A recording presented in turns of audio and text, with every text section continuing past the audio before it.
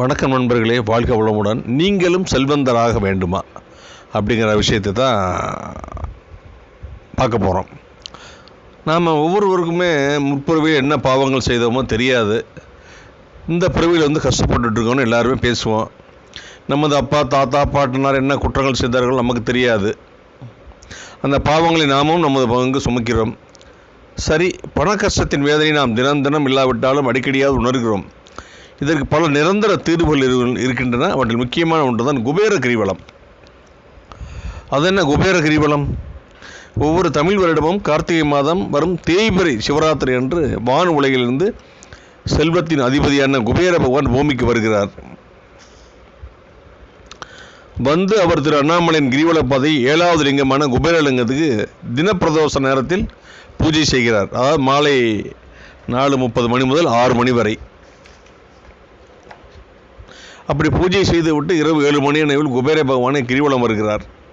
அதே நாளில் நாமும் கிரிவலம் சென்றால் நமக்கு அண்ணாமலையின் அருளும் சித்தர்களின் அருளாட்சியும் குபேரனது அருளும் நமக்கு கிடைக்கும். இதன் மூலம் நாம் நமது முன்னோர்கள் செய்த பாவங்கள் தீரும். நாம் நமது அடுத்த 7 தலைமுறையில் நிம்மதியாகவும் செல்வ செழிப்போடும் வாழலாம். இந்த ரகசியம் பல நூற்றாண்டுகளாக மகான்களுக்கு மட்டுமே தெரிந்த ரகசியமாக இருந்தது. கிரிவலம் செல்லும்போது செருப்பு போடக்கூடாது. ருத்ராட்சம் அணிந்து வேட்டி சட்டை அணிந்து சிவமந்திரங்களை மனதுக்குள் ஜபித்தவாறு கிரிவலம் செல்ல வேண்டும்.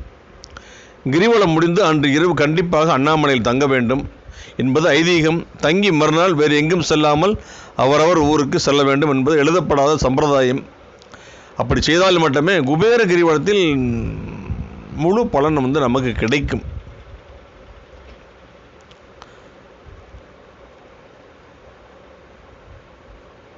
இந்த குபேரலிங்கத்தை குபேர பகவான் சில குறிப்பிட்ட தினங்களில் வழிபாடு செய்து சிவன் அருளை பெறுவதாக நம்பப்படுகிறது.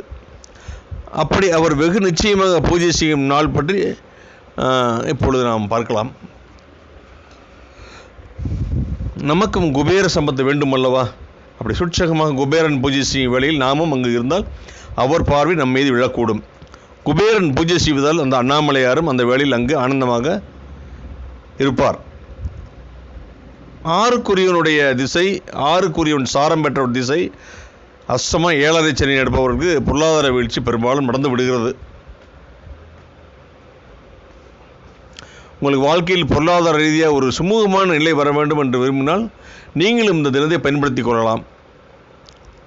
உங்கள் ஜாதக அமைப்படி கிடைக்கும் பலன்கள் முன்னே பின்னே தாமதப்பட்டாலும் நீங்கள் இப்போது இருக்கும் நிலையை விட ஒரு படி நிச்சயமாக நீங்கள் இந்த குபேர கிரிவலம் சென்றால் முன்னேறுவதற்கு உண்டான வாய்ப்புகள் நிச்சயமாக கிடைக்கும்.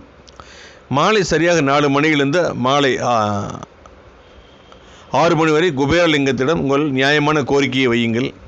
பூஜை முடிந்த பிறகு அங்கிருந்து நீங்கள் கிரிவலம் தொடங்கி முடிக்க வேண்டும். கிரிவலம் செல்லும்போது எவரிடம் பேசாமல் மனதுக்குள் ஓம் சிவசிவ ஓம் என்று ஜபித்தவாறு செல்ல வேண்டும்.